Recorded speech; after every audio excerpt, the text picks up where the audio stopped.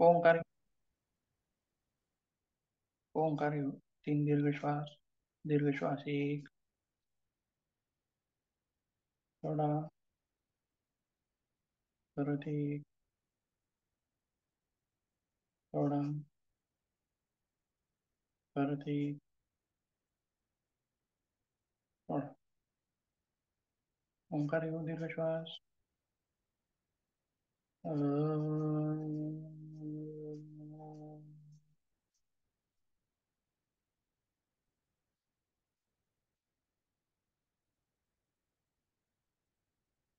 दीर्घ श्वास.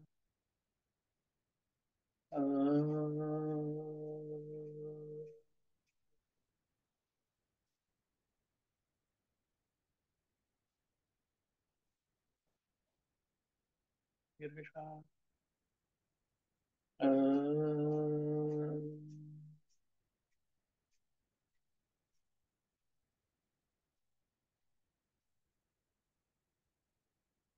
कोणी हातात वर्ष अर्ध्याच्या ट्रीटमेंट होईल.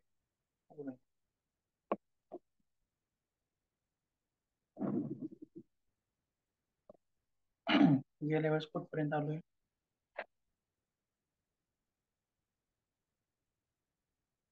सांगता येईल का मला?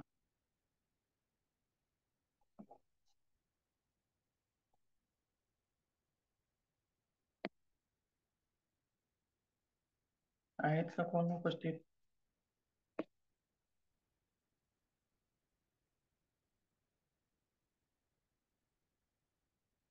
ठीक आहे. गेल्या वेळेस आपण पचन संस्था सर आहे, मी उपस्थित आहे, फक्त माझा आवाज ब्रेक होतो तुमच्यापर्यंत. काय मी प्रवासात आहे. बरं, ठीक आहे. ऐका, ठीक आहे. तर गेल्या वेळेस आपण श्वसन संस्था बघितलेली होती. श्वसन संस्था काय असते, कार्य काय करते, कशी करते, हे सर्व काही आपण बघितलेलं होतं. श्वसन संस्थेचे विकार काय असतात, ते कशी ओळखायचे हे पण आपण बघितलेलं होतं.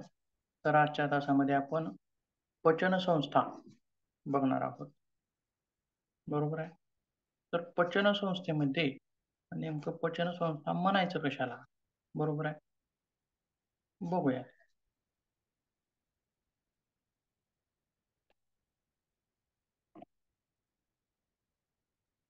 पचन संस्था तिलाच इंग्रजीमध्ये डायजेस्टिव्ह सिस्टम असं सुद्धा म्हणतात. बरोबर आहे. याच्यामध्ये सुद्धा 2 शब्द दिसून येतात, जसे की श्वसन संस्थेमध्ये श्वसन आणि नंतरचा शब्द संस्था. तसंच याच्यामध्ये पचन आणि नंतरचा शब्द संस्था.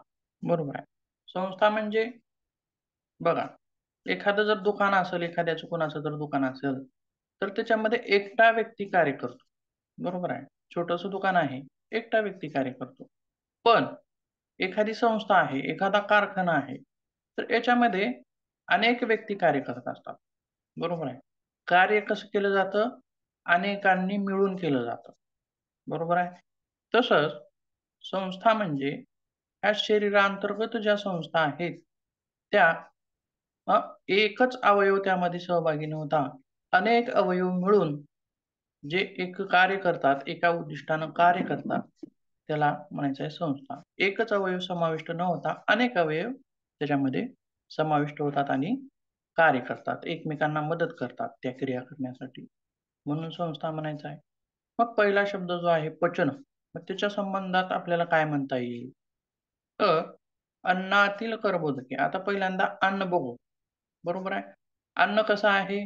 रॉ स्वरूपातील मोठाड असतं किंवा आपली ज्वारीची भाकर असेल, भाजी असेल. बरोबर आहे. ज्यावेळी आता बघा, या अन्नामध्ये आता प्रोटीन्स म्हणा, व्हिटॅमिन्स म्हणा, मिनरल्स म्हणा, असे वेगवेगळे घटक असतात. बरोबर आहे. आणि ते आपल्या शरीराला आवश्यक असतात. ग्लुकोज असतं, शर्करा असते, हे सगळं आपल्या शरीराला आवश्यक आहे. पण जशास तशी भाजी किंवा जशास तसा भाकरीचा तुकडा हा शरीरात जातो का? आणि जर गेलाच, तर त्याच्यातील घटक ते आपल्याला मिळतील का? किंवा त्याच्यातले घटक वेगळे करून काढून घेता येतील का? तर नाही. बरोबर आहे. मग त्याचं पचन होणं गरजेचं असतं.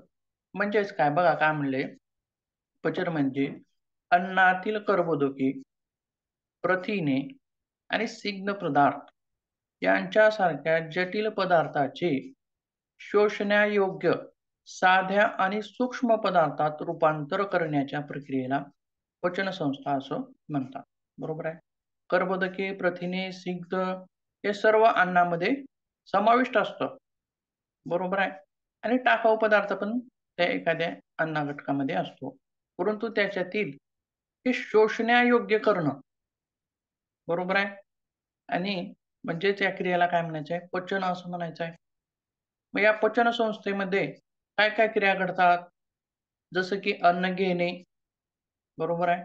आणि अन्न घेण्यासाठी आपण जसं की ओठांचा उपयोग करू, घेणे किंवा पिणे. आता अन्नाचा घास आपण डायरेक्ट दाताखाली घेऊन चावतो.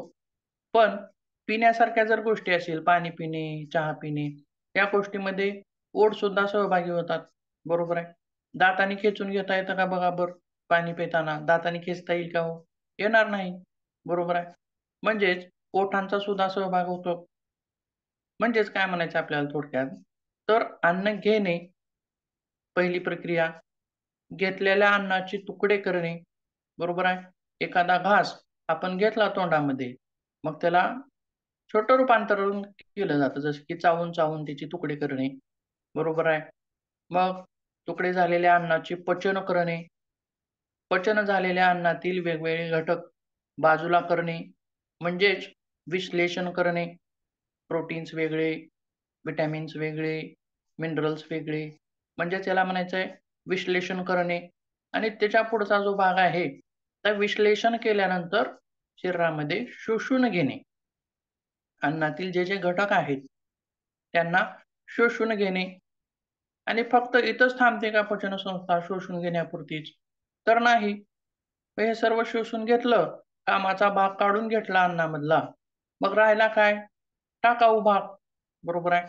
मग तो टाकाऊ भाग, उर्वरित टाकाऊ भाग शरीराबाहेर काढून टाकणे. या सर्व क्रिया घडवून आणण्यासाठी जे अवयव कार्य करतात, त्या संस्थेस पचनसंस्था असं म्हणतात. बघा, परत एकदा मी पूर्ण एकदाच वाचून दाखवतो सर्व. अन्न घेणे, घेतलेल्या अन्नाचे तुकडे करणे, अन्नाचे पचन करणे, अन्नाचे विश्लेषण करणे, अन्नातील घटक शोषून घेणे आणि उर्वरित टाकाऊ भाग शरीराबाहेर काढून टाकणे. या सर्व क्रिया घडवून आणण्यासाठी जे अवयव म्हणजे जे अवयव कार्य करतात, त्या सर्वांना एकत्रित आपण काय म्हणायचं आहे? पचनसंस्था असं म्हणतात. हे आता थोडक्यात समजलेलं असेल तुम्हाला. त्याच्यानंतर मग पचनसंस्थेमध्ये काय-काय सहभागी होतं?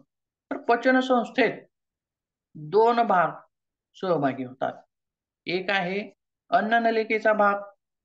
मग त्याला कुठून कुठपर्यंत गृहीत धरायचं? अन्ननलिका, मुख्य अन्ननलिका तोंडापासून जठरापर्यंत. परंतु अन्ननलिकेचा भाग तोंडापासून गुदद्वारापर्यंत हा व्याप्त आहे. कसा आहे? थोडक्यात आहे का तो? मुखापासून ते गुदद्वारापर्यंत व्याप्त आहे. आणि त्याची जी लांबी आहे, जवळपास 32 फुटापर्यंत त्याची लांबी भरते. आणि याचे वेगवेगळे भाग पडतात मग. कसं? की वरील अन्ननलिका, जठर, लहान आतडे, मोठे आतडे, बरोबर आहे. असे वेगवेगळे भाग पडतात. म्हणजेच पचनसंस्थेतील अन्ननलिका हा भाग एक वेगळा भाग झाला. आणि दुसरा भाग म्हणजे काय? जसं की ग्रंथी. मग कोणकोणत्या ग्रंथी आहेत? लाळ स्रवणाऱ्या ग्रंथी आहेत. या पण अन्नपचनासाठी मदत करतात. किंवा पॅनक्रियाज आहे, यकृत आहे, स्वादुपिंड आहे आणि अ, पित्ताची पिशवी आहे. बरोबर आहे. अशा ज्या ग्रंथी आहेत, यांना काय म्हणायचं आहे आपण? यांचा भाग दुसरा समजू. यांना म्हणू ग्रंथींचा भाग.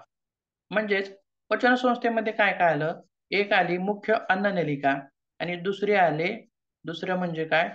पचन ग्रंथी, वेगवेगळ्या ग्रंथी. या 2 भागांनी मिळून पचनसंस्थेचं कार्य पार पाडलं जातं. मग त्याच्यातील एक-एक भाग आपण त्याच्यामध्ये आपण सुरुवातीला बघूयात. तर पहिला भाग आपण अन्ननलिकेचा बघू किंवा यालाच पचननलिका असं सुद्धा म्हणूयात. मग बघू तर नलिका किंवा ही अन्ननलिका कुठून सुरू होते आणि सुरुवातीचा तिचा भाग काय आहे. बरोबर आहे. जसं की श्वसन संस्थेमध्ये नाक हा श्वसन संस्थेचा पहिला अवयव होता आणि नाकाद्वारे आपण श्वास घेत होतो. बरोबर आहे. आणि तिथूनच श्वसन संस्थेची सुरुवात होत होती. नाकच बंद केलं तर श्वसन संस्था पार पडत नव्हती. बरोबर आहे. तसंच मग पचन संस्थेचा पहिला अवयव किंवा शरीरातील पहिला भाग म्हणजे आपलं काय आहे, तोंड आहे. बरोबर आहे.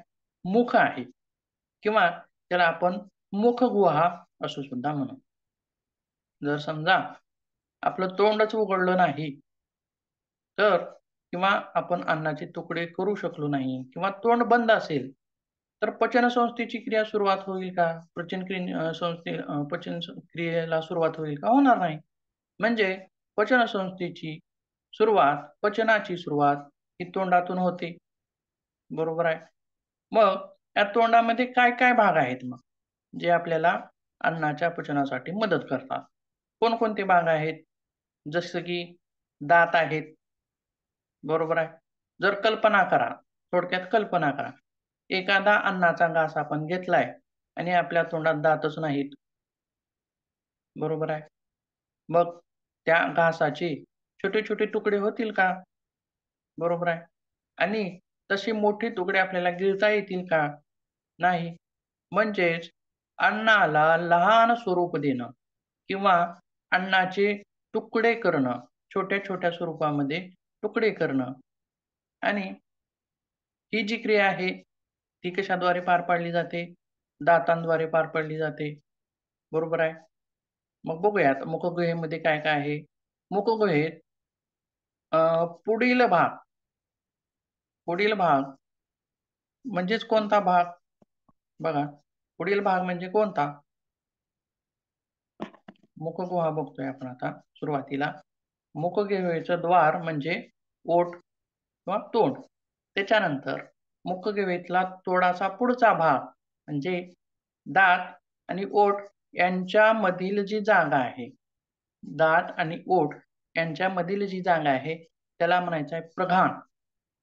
त्याला काय म्हणायचं आहे? प्रघान. आणि वरच्या मौसर भागाला म्हणायचं आहे तालू किंवा टाळू. त्याच्यानंतर बघा अ, अ, प्रघानाच्या नंतर जो भाग आहे, तो आहे दातांचा भाग. आता एक-एक भाग बघूयात. पचनासाठी काय-काय? जीभ पण आवश्यक आहे, दात पण आवश्यक आहे आणि लाळ पण आवश्यक आहे. या सर्व गोष्टी मुखगुहेमध्ये पार पाडल्या जातात. मग दातांची रचना कशी आहे? दात किती आहेत? किती असतात? सांगता येईल? एकूण 32. दात एकूण दात 32 असतात. लहान मुलामध्ये किती असतात? लहान लेकरांमध्ये? 2 कमी. बरं, 2 नाही. ठीक आहे. 4 असतात, 4 कमी. बरं, चालतंय. ठीक आहे. बघूया. अ, दात किंवा दातांचे प्रकार. एकूण दात 32 असतात. परंतु दात हे 2दा येतात. बरोबर आहे.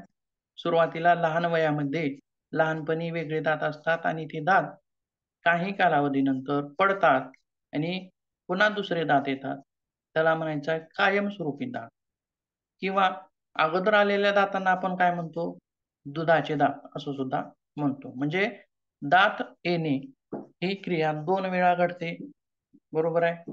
मग त्याच्यानंतर मग दाताचे किती प्रकार सांगता येतील? तर पट्टाशीचे दात हे 8 आहेत. त्याच्यानंतर सुळे दात हे 4 आहेत. त्याच्यानंतर उपदाढा ह्या 8 आहेत आणि दाढा ह्या 12 आहेत. आता पट्टाशीचे दात म्हणजे काय? कशाला म्हणायचं? पट्टाशीचे दात म्हणजे हे समोरचे दात, हे समोर असणारे. किती आहेत? 4 आणि सुळे दात म्हणजे असे खेळ्यासारखे असतात. कसे असतात? खेळ्यासारखे. किती असतील बरं ते? इथं एक, इथं एक आणि खाली दोन. वरी दोन आणि खाली दोन म्हणजे एकूण 4 सुळे दात. आणि पट्टाशीचे दात 4 समोर 2 सुळ्या दातांच्या मधील जो भाग आहे ते 4 दात, वरी 4 दात आणि खाली 4 दात. 4 आणि 4 8 झाले. बरोबर आहे. मग या पट्टाशीच्या दातांचं काय कार्य असेल? ते काय कार्य करत असतील? तर ते काय करतात? अन्नाचे तुकडे करणे किंवा अन्नाला ओढून घेणे. बरोबर आहे. असे किंवा पट्टाशीचे दातच नसतील तर कल्पना करा बरं कसे होईल? तुकडे करता येतील का अन्नाचे? किंवा सुळे दात. सुळे दातांचं कार्य काय आहे? तर जे अन्नपदार्थ कठीण आहेत, बरोबर आहे, त्यांना तोडणे किंवा ज्या व्यक्ती मांसाहार करतात, त्यांना सुळ्या दातांचा उपयोग होतो. किंवा आणखीन काय म्हणता येईल? ऊस असेल बघा, ऊसाच्या चोया काढताना सुद्धा आपण सुळ्या दातांचा वापर करतो. म्हणजे दातांचं सुद्धा कार्य वेगवेगळं आहे. तसेच आता हे पट्टाशीचे झाले, त्यानंतर सुळे झाले, त्यानंतर दाढा. बरोबर आहे. मग या दाढांचं कार्य काय आहे? तर अन्नाचं चर्वण करणे. अन्नाचे छोटे तुकडे करणे. म्हणजे बघा, अन्नपचनाची क्रिया तोंडातच चालू झाली आपली आता. आपण अन्नाचे काय करतोय आता? तुकडे करतोय, सूक्ष्म तुकडे करतोय. आणि अ, अगोदरचे दात असतील किंवा उपदाढा किंवा त्याच्यानंतरच्या मुख्य दाढा किती आहेत ह्या? आणि यांचं कार्य काय आहे? यांचं मुख्य कार्य काय आहे? तर एक मिनिट हां. यांचं मुख्य कार्य आहे अन्नाच्या तुकड्यांचं चर्वण करणे. बघा, पट्टाशीचे दात अन्न तोडणे किंवा आत घेणे अन्न, सुळे दात कठीण अन्न तोडणे, उपदाढा अन्न चावून बारीक करणे आणि दाढा ज्या 12 आहेत त्या काय करायच्या? अन्नाचे चर्वण करणे. त्याच्यानंतर आता आणखीन काय माहिती सांगितलेली आहे? दोनदा येतात म्हणून ह्याला द्विवार दंती असं सुद्धा म्हणतात. किंवा तरुण जरी असले तरी काही लोकांना अक्कल दाढ ही आलेली नसते. म्हणजे लातांची संख्या आणखीनही कमीच आहे बघा, 32 नाही. ही जी अक्कल दाढ असते ही वयाच्या 70 किंवा 20 70 म्हणतो 17 किंवा 20 वर्षादरम्यान येते. आणि दातांवर दंतीन चे कठीण आवरण असते. म्हणजे दंतीन म्हणजे काय? आता आपल्या बघा, शरीर संस्था भाग बघताना मांसपेशींचा भाग भेटला, हाडांचा भाग भेटला. हाडांना काय म्हणलं? शरीरामधील हे कठीण भाग आहे. कठीण निब्बर भाग. तसंच दंतीन शरीरातील सर्वात कठीण जे काय असेल तर ते आहे दंतीन नावाचा भाग. आणि तो कुठं आढळतो? तर तो आढळतो दातांमध्ये. बघूया दाताची रचना कशी आहे.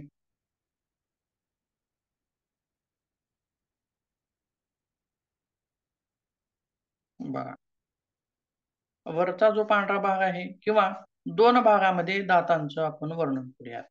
पहिला आपल्या डोळ्यांना दिसणारा पांढरट भाग, वरचा भाग किंवा आतड्याच्या वरील भाग त्याला म्हणायचं आहे किरीट. आणि दुसरा भाग म्हणजे आपल्या डोळ्यांना न दिसणारा किंवा दातांच्या मुळा. हा भाग कुठं असेल? जबड्यामध्ये रुतलेला असेल. जबड्याचं जे हाड आहे त्याला चिटकलेला असेल, त्याच्यामध्ये रुतलेला असेल आणि हिरड्यामध्ये झाकून गेलेला असेल. म्हणजेच याला काय म्हणायचं आहे? दंतमूळ किंवा दातांच्या मुळा. तर 2 भाग याचे वर्णन केले 2. त्याच्यानंतर आणखीन काय भाग सांगता येतील? तर पहिला आहे दंतवल्क, पांढरट भाग. त्याच्यानंतरचा दुसरा थर आहे दंतींचा, म्हणजे सर्वात कठीण भाग. परत त्याच्यानंतर तिसरा भाग आहे दंतमज्जा, चरबीसारखा भाग आहे. आणि या दंतमज्जामध्ये किंवा या दातांना रक्तपुरवठा करण्यासाठी किंवा दातांच्या क्रिया घडवून आणण्यासाठी ज्या शिरा किंवा धमन्या प्रत्येक ठिकाणी 3 कनेक्शन असतात आपल्या शरीरामध्ये, कुठेही जावा, दात असतील, त्वचा असेल, डोळे असतील, नाक असेल, कान असेल, प्रत्येक ठिकाणी 3 कनेक्शन असतात. कोणकोणते? त्या अवयवाला काम करण्यासाठी रक्त लागतं, त्या अवयवाला चेतना असण्यासाठी चेता च्या जाळं असतं, चेतापेशी. बरोबर आहे. म्हणजेच लाल धमन्या ज्या आहेत त्या रक्त पुरवतात अवयवांना. निळ्या ज्या आहेत त्या अवयवांनी वापरलेलं रक्त वापस घेऊन येतात आणि पिवळ्या ज्या शिरा आहेत त्या प्रत्येक अवयवाला चेतना देण्याचं कार्य. बरोबर आहे. जसं की आपण जर एखादा घास खाताना किंवा गरम-गरम चहा पिताना जर खूपच गरम असेल, तर दाताला सुद्धा झण करतं बघा. बरोबर आहे. म्हणजे ही सुद्धा दातातील एक चेतना आहे एक प्रकारची. किंवा थंडगार जर पिलं, तर दाताला आपल्याला जाणवतं. किंवा आंबट खाल्लं, तरी सुद्धा आपल्या दातांना जाणवतं. दात आंबतात. म्हणजे या दातांच्या चेतनाच आहेत थोडक्यात. बरोबर आहे. म्हणजे या क्रिया करण्यासाठी ह्या शिरा, धमन्या किंवा चेतापेशी नर्व्हस या दातामध्ये असतात, प्रत्येक दातामध्ये.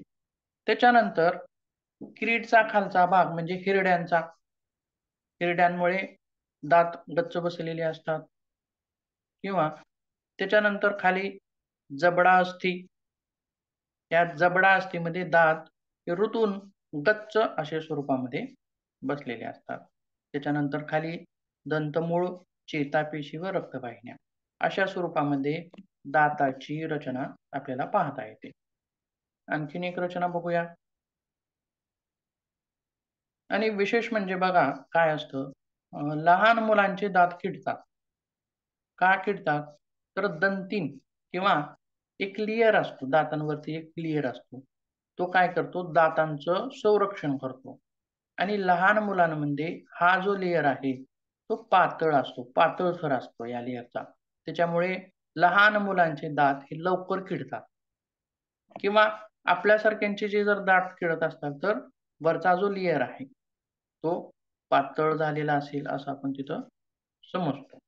ते संरक्षक आवरण आहे, दातांचं कवच आहे. ठीक आहे. आणखीन एक दातांची रचना बघूयात. दुधाचे दात आणि कायमचे दात. याच्यामध्ये जबडा दाखवलेला आहे. आता मुख्य उपदाढा त्या दुधाच्या दातामध्ये आपल्याला दिसून येत नाहीत. किंवा दाढांचा स्वरूप दाढा. इथं एकूण 3 दाढा आहेत. तर लहान मुलामध्ये 2च दाढा आहेत विशेष. आणि सुळे दात लहान लेकरांना पण असतात, मोठ्यांना पण असतात. पट्टाशीचे दात लहानांना पण असतात, मोठ्यांना पण असतात. पट्टाशीचे समोरचे दात. बरोबर आहे. रचना तुम्हाला इथं लक्षात आलेली असेल. आता झाला दाढांचा विषय. म्हणजे पचन संस्थेमध्ये अन्नाचं चर्वण करणे, तुकडे करणे, लहान ह्याच्यामध्ये रूपांतर करणे हे दाढा कार्य करतात. आता दुसरी गोष्ट म्हणजे काय? जीभ. आपल्याला दात आहेत, पण जीभच नाही, अशी कल्पना करा. काय होईल हो? जीभ काय कार्य करत असेल? बघा, आपण ज्यावेळेस घास चावतो, त्यावेळेस इकडला घास इकडं नेणे, इकडला घास इकडं नेणे, मागला घास पुढं नेणे, पुढला घास मागं नेणे, ही क्रिया जीभ करत असते. बरोबर आहे. आपण एक घास या दाढाखाली चावतोय, तर त्याच दाढाखाली तो घास राहत नाही. इकडं नेणे, तिकडं नेणे, इकडं नेणे, तिकडं नेणे, हे कार्य घुसळण्याचं कार्य काय करत असते? जीभ करत असते. आणि दुसरी गोष्ट म्हणजे काय? चव. अन्नाची चव. गोड आहे, आंबट आहे, तिखट आहे, खरट आहे, तुरट आहे. हे सर्व ओळखण्याचं कार्य सुद्धा कुणाचं आहे? जिभेचं आहे. बरोबर आहे. हे ओळखणं गरजेचं आहे का पचन संस्थेमध्ये? ओळखणं हा भाग वेगळा झाला सेन्सचा. गोड आहे, आंबट आहे. आता पचन संस्थेमध्ये कोणताही जर हे टाकलं तर ती पचनाच्या क्रिया होतच असतात. गोड असेल किंवा आंबट असेल. विष जरी असलं, विष जरी खाल्लं तर तर त्या विषावरती पचनाची क्रिया होत असते. म्हणजे सेन्सचा भाग जो आहे पचन संस्थेला तितका प्रभावित करत नाही, पण आपल्याला आवडण्याचा भाग त्याच्यामध्ये येतो. तो विषय वेगळा झाला. पण आणि दुसरी गोष्ट म्हणजे काय, जर जीभच नसेल तर चर्वण केलेल्या अन्नाचा घास पुढे ढकलता येईल का हो अन्ननलिकेमध्ये? बघा बरं येतो का? ढकलताच येत नाही. मुखगुहेतील अन्नाचा घास अन्ननलिकेमध्ये ढकलण्याचं सर्वात महत्त्वाचं काम ही जीभ करत असते. बरोबर आहे. आणि तिथूनच मग खालचा प्रवास, अन्नाच्या घासाचा खालचा प्रवास चालू होतो. बरोबर आहे. जीभ झाली. मग आणखीन एक गोष्ट तिसरी गोष्ट म्हणजे काय? तर लाळ. आता इथं पण प्रत्येक वेळी कल्पना करून बघायची. आता जर लाळच उत्पन्न होत नसेल तोंडात, तर अन्नाचे जे तुकडे आहेत ते कसे असतील? त्याचा पेस्ट सारखा भाग होईल का? लाळच नसेल तर? होणार नाही. घास घोटेल का? आपण म्हणतो बघा. कोरडं-कोरडं जर अन्न खात असेल, तर आपण काय म्हणतो? घासच घोटला गेलाय. बरोबर आहे. आणि अ, त्याच्यामध्ये स्मूथपणा किंवा अन्नाचा पुढील प्रवास होण्यासाठी स्मूथपणा जो लागतो, पातळपणा जो लागतो, तो कशामुळे येतो? लाळेमुळे येतो. मग ही लाळ कुठून स्रवते? तिची रचना कशी आहे? तर लाळ ही लाळ ग्रंथींमधून स्रवते. लाळ ग्रंथींमधून स्रवते. पण लाळ ग्रंथी कुठं-कुठं असतात? बघूया ते पण. किंवा अगोदर त्यांची नावं बघूया ते एकदा. मग कुठं असतात ते बघूया.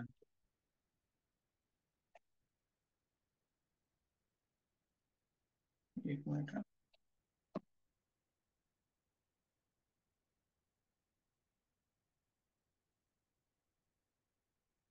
हं. बघा अ, लाळ ग्रंथीचे 3 भाग. एक आहे कर्णपूर्व लाळ ग्रंथी, अधोहन लाळ ग्रंथी आणि अधोजिवा लाळ ग्रंथी. म्हणजे एकाच ठिकाणी आहे का ती?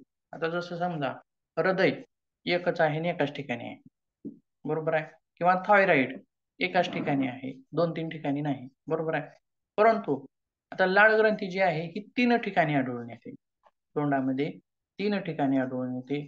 मग कुठं-कुठं आहे? हे बघूया आता.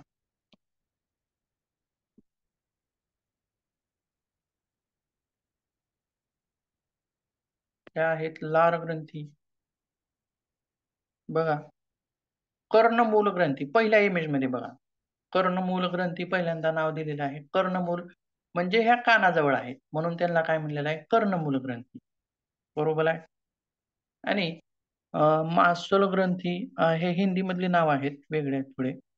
जीवामूल म्हणजे जिभेच्या खाली असणाऱ्या, जिभेच्या खाली असणाऱ्या अशा स्वरूपात 3 ठिकाणी आणि पुढच्या कर्णमूल, जीवामूल आणि पुढच्या तोंडाच्या अगदी पुढच्या अधोमुख असं सुद्धा आपण त्याला म्हणतो. म्हणजे 3 ठिकाणी त्यांचं वास्तव्य दिसून येतं आणि तिन्ही ठिकाणातील लाळ ग्रंथीतून लाळ ही स्रवली जाते. आता आपण पहिल्यांदाच म्हणलं, की अन्नाच्या पचनाची क्रिया सुरुवातीला कुठे होते? तोंडात. बरोबर आहे. मग लाळेचं आणखीन दुसरं कार्य काय आहे? लाळेचं दुसरं कार्य काय आहे? तर लाळेमध्ये अ, कोणता घटक असतो, जो अन्नाचं पचन करण्यासाठी उपयोगी पडतो? तर लायपेज अ, अ, 1 मिनिट हां. लाळेमध्ये टायलिन नावाचं पाचक द्रव्य असतं. आता आपल्याला हे पाचक द्रव्य पुढे-पुढे जसं-जसं जाऊ आपण, तसं-तसं वेगवेगळे पाचक द्रव्य बघावे लागणार आहेत किंवा यालाच आपण विकर असं सुद्धा म्हणतो. म्हणजे हे अन्नाच्या पचनामध्ये मदत करत असतात. मग या अन्नाचं पचन घडवण्यासाठी लाळेमध्ये टायलिन नावाचं पाचक द्रव्य असतं, जे पिष्टमय पदार्थाचं रूपांतर माल्टोजमध्ये करतं. म्हणजे कसं? काय आहे ते? तर माल्टोज हा पचनासाठीचा थोडासा सोपा भाग आहे, सुलभ भाग आहे. ते आपण आणखीन पुढे बघणार आहोत. आता मुखगुहेमध्ये हा मुखगुहेचा भाग इथं संपतो. काय काय पाहिलं हो मुख्य गुहेमध्ये सांगा बरं.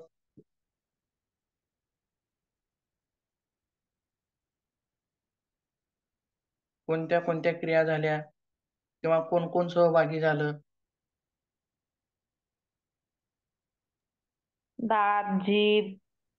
हा, दात अं, सहभागी झाले, जीभ सहभागी झाली, लाळ ग्रंथी सहभागी झाल्या. तीन तीन मुख्य. अन्नाचं चर्वण करणे, मिसळणे, घुसळणे, पुढे ढकलणे या क्रिया इथं मुखबिये झाल्या. आता पुढचा भाग बघूया. इथून सुरुवात होते.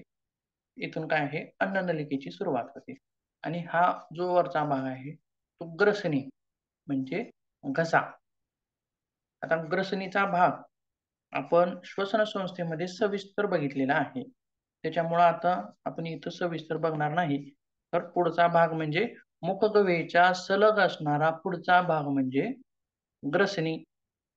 आणि ग्रसनी घशाच्या नंतरचा इपिग्लॉटिस पण आपण बघितलेला आहे. इपिग्लॉटिस म्हणजे झडप आहे.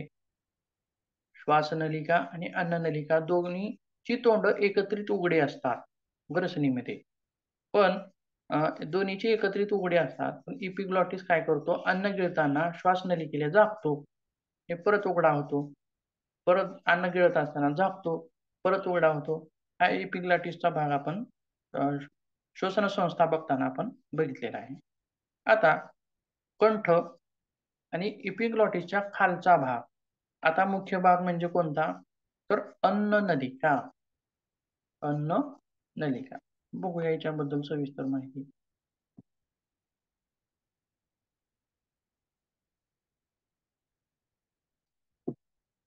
हं. यालाच अन्ननलिकेलाच काय म्हणतात आणखीन, ग्रसिका किंवा इंग्रजीमध्ये इसोफागस असं सुद्धा म्हणतात. आणि तिलाच अन्ननलिका असं सुद्धा म्हणतात. 2-4 नावं आहेत. रचना कशी सांगितलेली आहे, ग्रसिकेपासून खाली ते जठरापर्यंतचा भाग आणि याची लांबी काय आहे, तर जवळपास 25 सेंटीमीटर इतकी हिची लांबी आहे. बघूयात एका इमेजमध्ये अन्ननलिका कशी दिसते.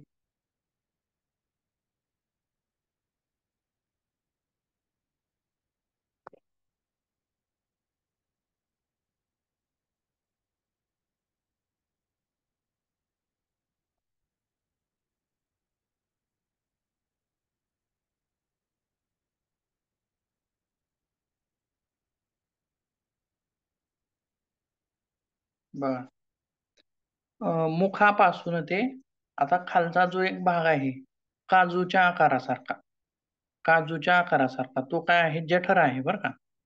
जठराचं तोंड आणि मुख म्हणजे आपलं मुखाचं तोंड, मुखगुहेचं तोंड.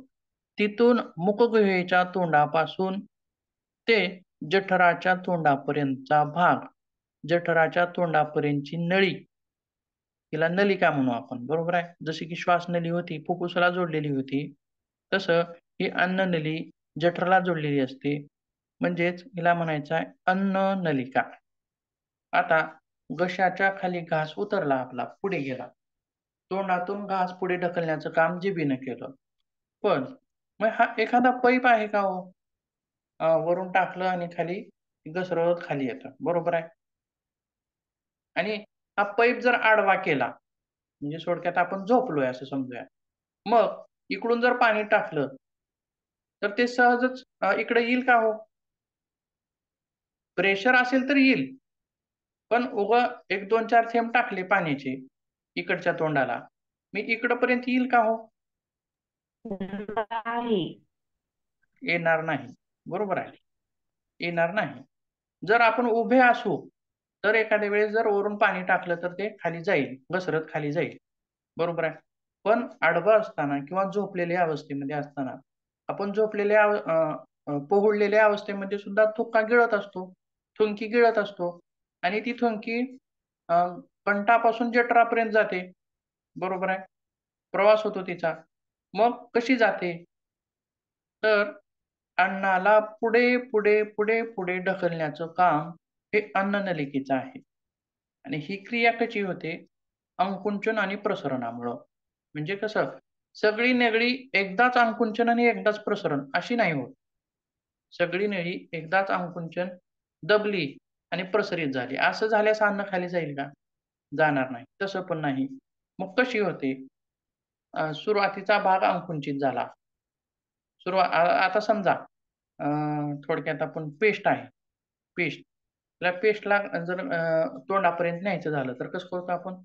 अगोदर मागचा भाग दाबत पुढे, पुढे, पुढे, पुढे, पुढे ढकलत असंही करतो. आणि एकदाच जर दाबलं तर ते पेस्ट बाहेर येईल का हो? येणार नाही. बरोबर आहे? म्हणजे मागून पुढे ढकलत जावं लागेल. म्हणजे मागलचा भाग दबला, पण पुढचा भाग ओपन आहे. परत त्याच्या पुढचा भाग दबला, परत त्याच्या पुढचा भाग दबला. म्हणजे अन्नाचा जो घास आहे किंवा पाणी असेल, थुंकी असेल, काहीही असेल, तर ते ढकलत नेण्याची क्रिया ही अन्ननलिका करत असते. अंकुंचन आणि प्रसरण या क्रियेद्वारे ही क्रिया घडते. एका इमेजमध्ये परत बघूया, म्हणजे तुमच्या लक्षात येईल. बघा. तर 3 नंबर जो दिलेला आहे, बरोबर आहे?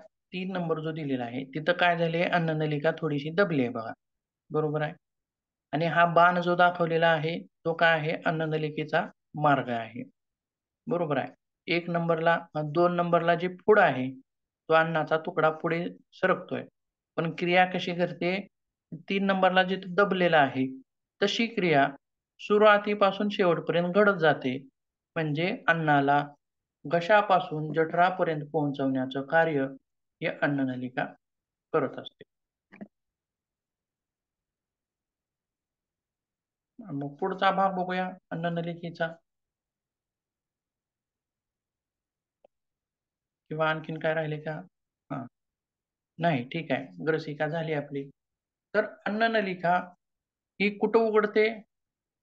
तर जठरामध्ये. आपण काजूसारखा भाग बघितला बघा. काजूच्या आकाराचा एक अवयव बघितला. बरोबर आहे? त्यालाच म्हणायचं आहे जठर, त्यालाच म्हणायचं आहे आमाशय किंवा त्यालाच म्हणायचं आहे स्टमक किंवा त्यालाच आपण थोडक्यात म्हणतो पोट. हां. मग त्याचा आकार दिसतो कसा? तर काजूसारखा आहे आणि इंग्रजीतील जे अक्षरासारखा याचा आकार दिसतो जठराचा. आणि विशेष म्हणजे काय? तर अन्ननलिकेतील किंवा पचन मार्गातील हा सगळ्यात मोठा भाग आहे किंवा सगळ्यात रुंद भाग आहे किंवा हा पिशवीसारखा भाग आहे. बरोबर आहे. साठवून ठेवण्याची क्रिया. आणि विशेष म्हणजे हां, आता समजा हृदय कोणत्या बाजूला आहे हो? सांगा बरं. काय म्हणतो आपण? शरीरामध्ये हृदय कोणत्या बाजूला आहे? डाव्या बाजूला आहे असं म्हणतो. तसंच त्याचप्रमाणे जठरसुद्धा शरीरामध्ये डाव्या बाजूला असतं आणि विशेष म्हणजे काय? कंठापासून जठरापर्यंत अन्न जाण्यासाठी 8 सेकंद लागतात. एकूण 8 सेकंदाचा प्रवास तो असतो. आणि दुसरी म्हणजे गोष्ट काय आहे? तर 3 ते 4 तासापर्यंत अन्न या जठरामध्ये पडून राहतं. या जठरामध्ये पडून राहतं. मग रचना बघूया जठराची कशी आहे.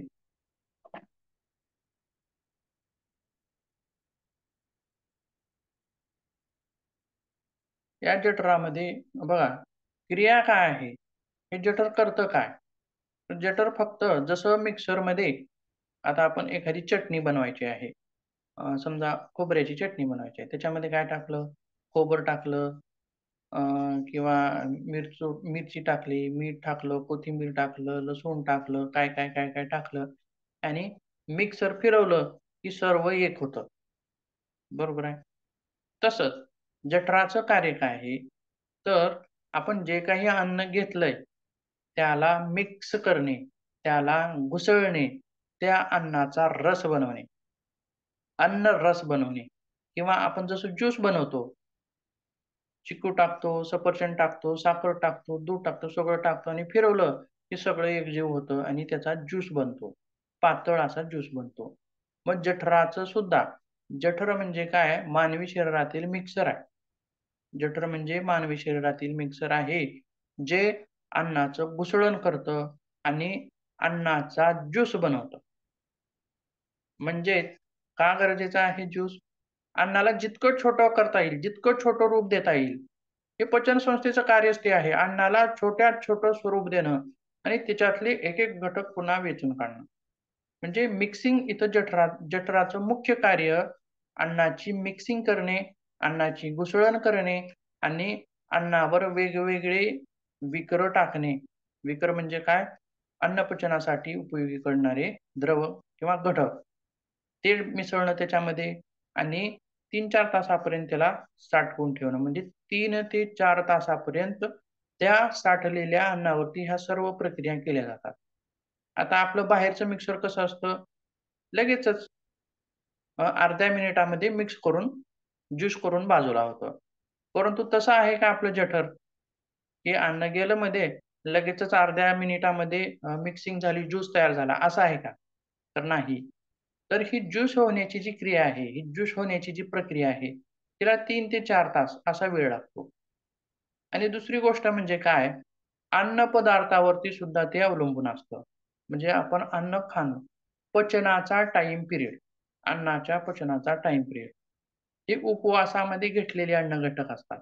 उपवास का करायचा असतो? तर उपवासामध्ये किंवा फळं म्हणा, काही अन्न पदार्थ हे लवकर पचनाचा टाईम पिरियड त्याचा कमी आहे. लवकर पचतात किंवा काही घटक असे आहेत, की ते लवकर पचत नाही. 3 तास, 4 तास, 5, 6 तास असं जास्तीत जास्त वेळ ती पचन होण्यासाठी वेळ लावतात, कालावधी लावतात. ते जटिल असतात. म्हणजेच थोडक्यात काय? मांसाहार असेल, मांसाहार केलेल्या व्यक्तीला जेवावसं सुद्धा वाटत नाही लवकर. म्हणजे काय? तर अन्न ते पडून राहतं तिथंच जास्त काळ. म्हणजे पोट जेवल्यासारखंच राहतं. पुढे ढकललं गेलं नाही. पुढे ढकलण्याची क्रिया झालीच नाही किंवा पचनाची, ज्यूस होण्याचीच क्रिया लवकर झाली नाही. मग पुढे कसं जाईल? बरोबर आहे. म्हणजे अन्नपदार्थावरती सुद्धा ज्यूस होण्याची क्रिया अवलंबून आहे. बरोबर आहे. मग पुढे बघूया आणखीन किंवा जठराची रचना कशी आहे बघूया एकदा.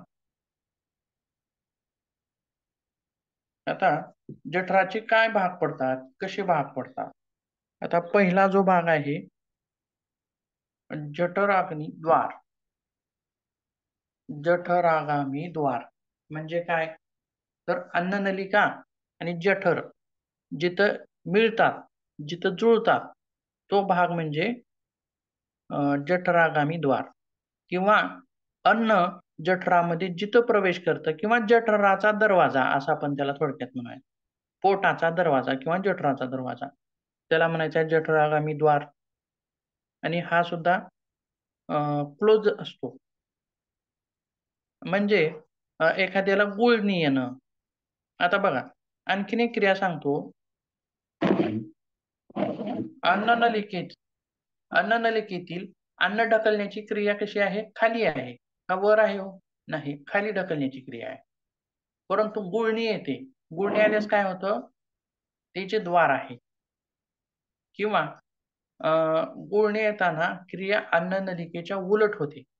अन्ननलिकेच्या उलट क्रिया घडते किंवा काही लोक काय करतात बघा, रोज दातं घासलं की अ, तोंडामध्ये बोट घालून खाकरतात, उलटी केल्यासारखं करतात. तर ही अन्ननलिकेच्या विरुद्ध क्रिया आहे. ही क्रिया सहसा करू नये. ही चांगली नाही. आलं लक्षात? ठीक आहे. पुढे बघूया जठराचा भाग कसा आहे, काय-काय आणखीन. आणि सर मला इथे एक विचारायचं होतं की जी गुळणी येते तुम्ही म्हणतात तर ती कशामुळे येते किंवा ती क्रिया कशामुळे होती? जठरद्वार जे आहे, ते बंद असतं. म्हणजे वरून येणारा घास मध्ये स्वीकारला जातो, एक्सेप्ट केला जातो. परंतु जठरामध्ये भरपूर पडून असतं अन्न, पण ते उलट येत नसतं. तर या द्वारामध्ये कधी-कधी काय होतं, हे अचानक ओपन होतं किंवा त्याच्यामध्ये पोटामध्ये जास्त गॅस तयार झाला किंवा जास्त प्रमाणात ॲसिड निर्माण झालं. अशी वेगवेगळी त्याची कारणं आहेत. मग त्या काय होतं, की जठराचं थोडं जरी द्वार ओपन झालं, क्रिया करता-करता एखादी क्रिया चुकतंच. बरोबर आहे, तसा प्रकारातला भाग आहे तो.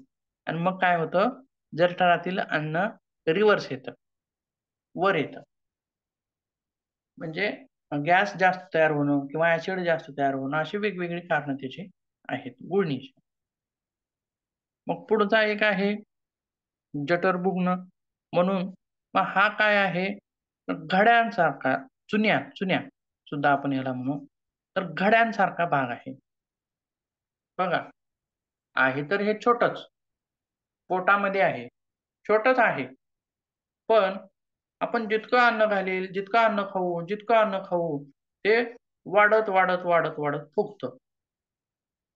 पण आहे तर छोटंच. पण अन्न जितकं मध्ये जाईल, तितकं त्यानं वाढत जातं. म्हणून रचना कशी आहे? घड्या-घड्यांसारखी. आता एखादं कापड आहे, समजा थोडक्यात एखादं कापड आहे. आता हे कापड खूप मोठं आहे.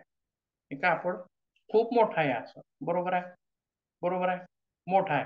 पण एवढं मोठं जर आपल्याला कमी जागेत ठेवायचं असेल, तर काय करतो आपण त्याला? त्याची घडी करतो. आता बघा, छोटं दिसतंय का? बरोबर आहे.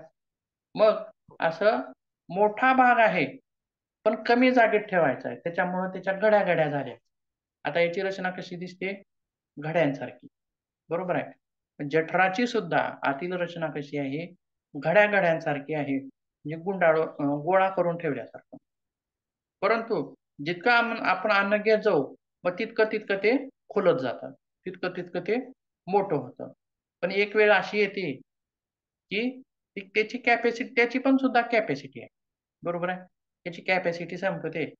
मग इथपर्यंत आल्यासारखं वाटतं. एक-एक जण काय करतात, खूप खातात, खूप खातात, खूप खातात, की आपण काय म्हणतो आपल्या साधारण भाषेमध्ये, नरड्याला येईपर्यंत जेवण करणे. म्हणजे बघा, आता याच्यामध्ये जर जठर पूर्ण भरलं, पूर्ण खूप गचटम भरलं, तर त्याला कार्य करायला अवघड जातं. कार्य करायला अवघड जातं. म्हणून सांगितलेलं आहे योगामध्ये बघा, मित आहार, मित आहार घ्यावा. म्हणजे कसा, अ, किंवा आणखीन काय म्हटलं जातं त्याला, अन्नाचे किती भाग केले पाहिजेत, जठरामध्ये किती असावेत, अ, अर्धा भाग हा अन्नाने भरावा आणि अर्धा भाग, अर्धा नाही, चतुर्थांश काय तर आहे, तो पाण्याने भरावा आणि बाकीचा थोडा भाग हा वायूला येण्यासाठी किंवा जाण्यासाठी शिल्लक ठेवावा. म्हणजे पूर्ण पोट भरून जेवायला, फुल टम्म जेवायला सांगितलेलं आहे का? नाही. अर्धाच भाग अन्नाने भरा, थोडा पाण्यासाठी ठेवा आणि थोडा हवेसाठी ठेवा. असं जर ते जठर भरलेलं असेल, तर त्याला कार्य करायला सोपं जातं. आता आपण हे थोडक्यात एक उदाहरण बघूयात. आपण मिक्सरचं भांडं आहे. तर मिक्सरच्या भांड्यामध्ये पूर्ण खचाखच भरलं आणि मिक्सर ऑन केलं, तर काय होईल हो? प्रेशर निर्माण होईल एक. बरोबर आहे? एक प्रेशर निर्माण होईल आणि वरचं जे ढक्कन आहे, ते उडून पण जाऊ शकतं. बरोबर आहे? किंवा आणखीन एक दुसरी गोष्ट म्हणजे काय? मिक्सिंगची जी क्रिया आहे, मिक्सिंगची जी प्रक्रिया आहे, ती सुद्धा व्यवस्थित होत नाही. बरोबर आहे. एकतर प्रेशर पण निर्माण होईल आणि मिक्सिंगची क्रिया पण चांगली होणार नाही. आपल्या जठराचं पण तसंच आहे.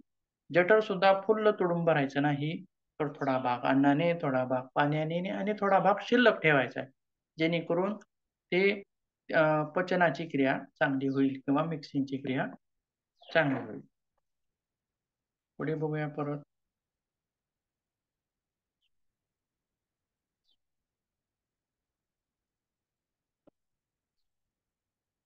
हं. अ, जठर काय? जठर काय म्हणजे जठराचं बाहेरील आवरण. चुन्या किंवा जठरभुग्न म्हणजे मधल्या घड्यासारखा मधला भाग आणि जठर काय म्हणजे अ, जठराचा बाहेरची भिंत, भिंत असं म्हणूयात. पिशवीची बाहेरचं काठ. त्याला म्हणायचं आहे जठर काय? जठर निर्गम कोठार म्हणजे अन्न साठवण्याची जागा, अन्न साठवून ठेवलं जातं आणि जठर निर्गम नाल, जठर निर्गम नाल किंवा जठरद्वार कपाट. दिसतंय का हे? इथं सुद्धा एक दार आहे. जसं येण्यासाठी दार होतं वर, जठरागामी द्वार, तसं हे अन्न इथं 3-4 तास अन्नावरती प्रक्रिया झाली आणि प्रक्रिया झालेलं अन्न पुढे ढकललं जातं. मग समजा हे जठर कपाट किंवा हे जर द्वार हे कसं असतं, बंद असतं. कसं असतं, बंद. ज्यावेळी अन्नावरती प्रक्रिया पूर्ण झाली त्यावेळीच हे द्वार उघडतं आणि अन्न पुढं ढकललं जातं. इतर वेळी हे द्वार कसं असतं, बंद असतं. त्याला म्हणायचे जठर कपाट. आणि जठर कपाटाच्या नंतरची सुरुवात होते लहान आतड्यांची. कशाची सुरुवात होते, लहान आतड्यांची. आलं लक्षात, समजते का? हो सर, हो. ठीक आहे. आता जठरामध्ये कोणकोणते द्रव स्रवले जातात? जसे की तोंडामध्ये लाळ स्रवली जाते आणि अन्नपचनाची क्रिया करते. तसं जठरामध्ये काय काय स्रवतं? पेप्सिन, रेनिन आणि HCl म्हणजे हायड्रोक्लोरिक ऍसिड. याला काय म्हणूयात? ऍसिड म्हणूयात, थोडक्यात ऍसिड. हे विरल असतं. आणि स्ट्रॉंग ऍसिड म्हणजे कसं, कपड्यावरती जरी एक थेंब पडला तर तिचा वेज पडतो त्याला. प्लास्टिकवरती थेंब पडला तर त्याला वेज पडतो, म्हणजे स्ट्रॉंग झालं ते. पण तसं निर्माण होतं का आपल्या पोटात? नाही. ते विरल असतं, विरल ऍसिड HCl, हायड्रोक्लोरिक ऍसिड. किंवा रेनिन आणि पेप्सिन हे काय करतात, तर अन्नातील जे प्रोटीन आहेत यांना पचवण्याचं कार्य करतात. आता दुधातले प्रोटीन वेगळे असतात, अन्न घटकातील प्रोटीन वेगळे असतात. आणि लहान मुलांमध्ये रेनिन हे जास्त स्रवलं जातं, कारण त्यांच्यामध्ये बघा, लहान लेकरं जे आहेत, दूध पिणारे बाळ छोटे, ते फक्त दूधच घेत असतात. बरोबर आहे. किती वर्षापर्यंत? 1 वर्षापर्यंत तर जास्तीत जास्त दूधच. आणि ते पचवण्यासाठी त्यांच्यामध्ये रेनिनचं प्रमाण जास्त स्रवलं जातं. आणि अन्नाचं सूक्ष्म रूपांतर करण्यासाठी HCl स्रवलं जातं. त्याची पण प्रक्रिया अन्नावरती होते. आणि विशेष म्हणजे जठराचं आणखीन एक कार्य काय आहे, तर अन्न साठवून ठेवणे 1 आणि अन्न पचवणे 2. अन्नाला जितकं आपण अन्नाला छोटं-छोटं केलं तोंडामध्ये, त्याच्यापेक्षा छोटं करणं हे 1. बरोबर आहे. तर काय म्हटलं जातं बघा, अन्नाचा घास हा 32 वेळा चावावा, असं म्हटलं जातं. कारण दात हे तोंडात असतात, जठरात नसतात. बरोबर आहे. जर जितकं जास्त चावू आपण, जितकं सोपं रूप देऊ त्या अन्नाला इथं, मग इथं काम कमी पडतं.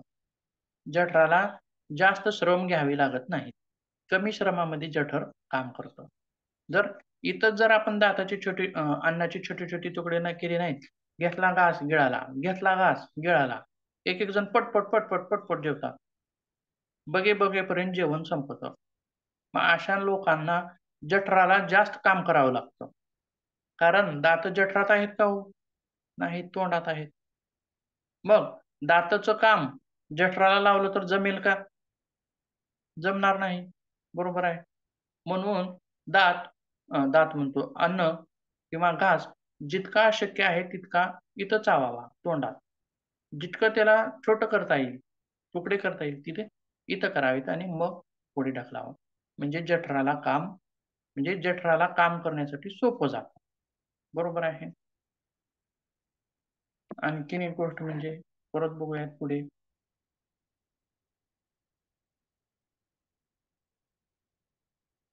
तर जठराची जी रचना आहे, बाहेरची रचना, तर ते जठर काय, म्हणजे 3 प्रकारच्या स्नायूंनी, 3 प्रकारच्या घड्यांनी याची रचना झालेली आहे. बरोबर आहे. त्याची सर्वात वरचा जो भाग आहे त्याला जठरकाय असं म्हणलेलं आहे.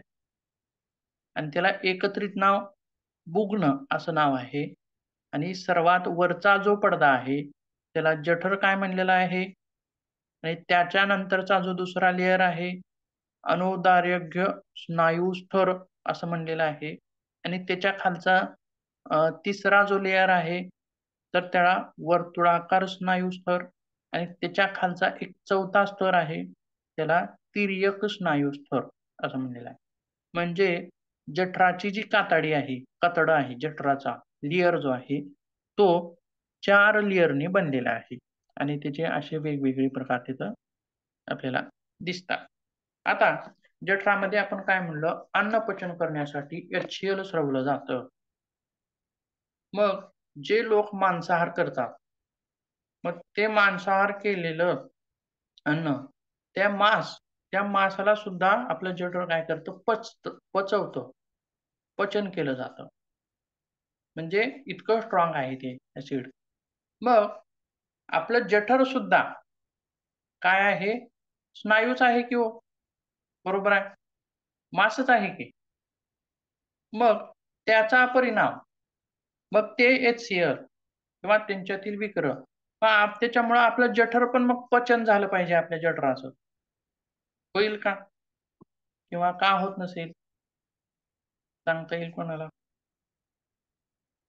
बघा, मांसाला पचवण्याचं काम करतं. मग आपलं जठर सुद्धा मांसापासूनच बनलेलं आहे. बरोबर आहे. स्नायूपासूनच बनलेलं आहे. मग ते पचन का होत नसेल?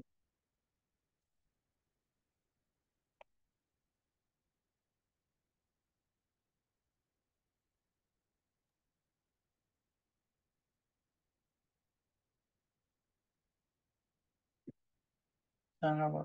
किंवा काय वाटेल तुम्हाला? काय वाटतं? तर प्रश्न काय सांगितला तुम्ही? बघा, जसं आपण काय म्हणलं, अन्नपचनासाठी वेगवेगळे विकर सरवतात. आपण मांसाहार जरी केला तर त्या मांसाला सुद्धा पचवण्याचं काम म्हणजे त्या विकरांमध्ये असते तेवढी ताकद. मग आपलं जठर सुद्धा एक मांसच आहे, मांसाचा तुकडाच आहे, बरोबर आहे. मांसापासूनच बनलेला आहे. मग त्याला इजा होत नाही का? ते पण पचून गेलं पाहिजे की. नाही ना, ते ऑर्गन आहे, म्हणजे सिस्टम आहे ती एक बॉडीतली. आणि मगाशी तुम्ही जे सांगितलं काय म्हटले, ठीक आहे, ठीक आहे. तर मध्ये जो भाग आहे, आपण घड्यासारखा जो भाग बघितला, तर जठराच्या मध्ये श्लेष्माचा एक पातळ थर असतो आणि हा पातळ थर काय करतो, तर जठराचं संरक्षण करतो. कशापासून? ऍसिड पासून. बरोबर आहे. त्याच्यामुळं काय होतं, जठराचं पचन होत नाही. आलं लक्षात? ठीक आहे. हा जठराचा भाग झाला. म्हणजे जठर इथं आपलं संपतं. त्याच्यानंतर आता अन्नाचा प्रवास कुठे गेला आता? अन्न पुढे सरकलं. म्हणजे आता मोठी एक इमेज बघूयात. मग छोट्या-छोट्या इमेज बघूयात. बघा. पहिल्यांदा आपण बघितलं अन्ननलिका, त्याच्यानंतर काजूच्या आकाराचं जठर बघितलं. आता त्याच्यानंतर मध्ये जो भाग आहे, पिवळा भाग बघा आणि कडेने एक आहे. तो मधला भाग म्हणजे लहान आतडा, लहान आतडी किंवा स्मॉल इंटेस्टाइन्स असं आपण त्याला म्हणूयात. आणि बाहेरून जो आहे मोठा, गाठाळ स्वरूपाचा दिसतो बघा किंवा मोठं दिसतं आणि ते काय आहे? मोठं आतडं. त्यालाच आपण लार्ज इंटेस्टाइन्स असं म्हणूयात. आता अन्नाचा प्रवास कुठं-कुठं झालाय? मुखगुहेतून अन्ननलिकेत, अन्ननलिकेतून जठरामध्ये, जठरामध्ये पचण्याची क्रिया झाली, ज्युशिंगची क्रिया झाली, अन्न घुसळलं गेलं आणि एक घुसळलं गेलेलं अन्न आता पुढे ढकललं जातंय म्हणजे लहान आतड्यामध्ये येतंय. पण आता इथं आणखीन काही अवयव इथं सहभागी होतात. कोणकोणते आहेत? लाल रंगाचं यकृत आहे. आणि हिरवं जे आहे, हिरव्या रंगाचं ते आहे. पित्ताशयाची पिशवी आहे आणि अ, जठराच्या मागे आडव्या आहे, हे दुसऱ्या इमेजमध्ये दाखवतो. ते आहे पॅनक्रियाज किंवा त्याला आपण काय म्हणूयात, स्वादुपिंड. हे अशा स्वरूपाचं. हे कुठं आहे? जठराच्या मागच्या बाजूला. यानं काय करतंय? इन्सुलिन स्रवण्याचं कार्य करत असतं. बरोबर आहे. लहान आतड्याचा भाग थोडा बघूयात आपण, किंवा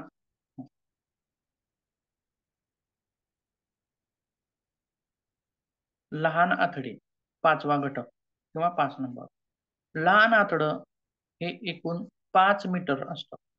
5 मीटर इतकं लांब असतं आणि पचनाचा मुख्य अवयव किंवा सर्वात लांब अन्ननलिकेतील अन्नमार्गातील सर्वात लांब कोणता भाग असेल तर लहान आतड्याचा आहे.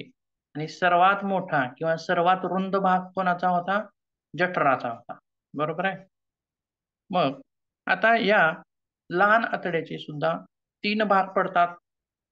एक आहे आद्य अंत्र, एक मिनिट हां. आद्य अंत्र, मध्य अंत्र आणि पश्च अंत्र असे वेगवेगळे 3 भाग पडतात.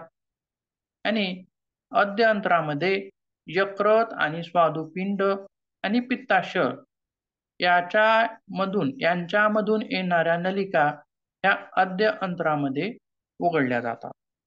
आता बघूया. आपण 3 अवयव सांगितले बघा. कोणकोणते?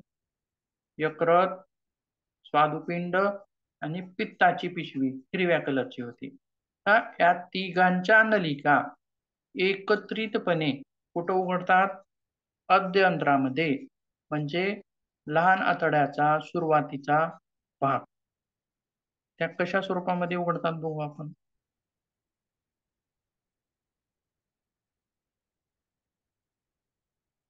एक मिनिट. पुढचा तास आहे का तुमचा? पुढे तास नाही.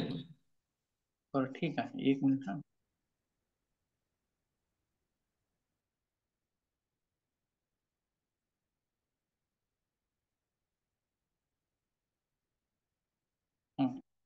याच्यामध्ये आपल्याला स्पष्ट दिसतं बघा. बघा, पॅनक्रियास जो आहे आडवा भाग, त्याच्यामधून आलेली नळी आणि हिरवा भाग, याला गॉल ब्लॅडर असं सुद्धा म्हणतात इंग्रजीमध्ये, त्यालाच मराठीमध्ये पित्ताशय. आणि पित्ताशयाची आलेली हिरवी नळी, पॅनक्रियाची नळी, पित्ताशयाची नळी आणि यकृत लिव्हर मध्ये 2 गेलेल्या नळ्या हिरव्या आहेत बघा. आणि ती नळी, ह्या एकत्रित 3 नळ्या ह्या आद्य अंतरामध्ये उघडतात, आद्य अंतरामध्ये ओपन होतात. तर लिव्हर काय काय स्रवतं, पॅनक्रियास काय काय स्रवतं आणि गॉल ब्लॅडर काय काय स्रवतं, हे जे स्राव आहेत हे यांचे सेपरेट स्राव आहेत. जसे की पॅनक्रियास इन्सुलिन स्रवतं, बरोबर आहे. तर इन्सुलिन कमी झालं तर काय होतं? शुगर होते. आता हा भाग आपण पुढे बघूयात आणखीन. या 3 अवयवांचे वेगवेगळे स्राव 3 वेगवेगळ्या नळ्यामधून येतात आणि आद्य अंतरामध्ये एकत्रितपणे ते ओपन होतात. म्हणजे बघा, आता मिक्सिंग झालेलं जठरातील अन्न लहान आतड्यामध्ये येतंय आणि जसं ह्या लहान आतड्यामध्ये येतंय, जसं की बघा, सलाईन लावलेला थेंब एक थेंब कसा येतो, बरोबर आहे, पडतो का? तसा या तिन्ही अवयवातील स्राव त्या अन्नामध्ये, त्या अन्नरसामध्ये मिसळले जातात. आता यांचे कार्य किंवा यांचे वेगवेगळे स्राव काय आहेत, त्यांचं कार्य काय आहे, कसं आहे, ते आपण पुढच्या तासामध्ये बघूया. थांबूयात मग. हो हो. मोठे आहेत विषय, त्याच्यामुळे आपण थांबूयात, पुढच्या तासात बघूयात.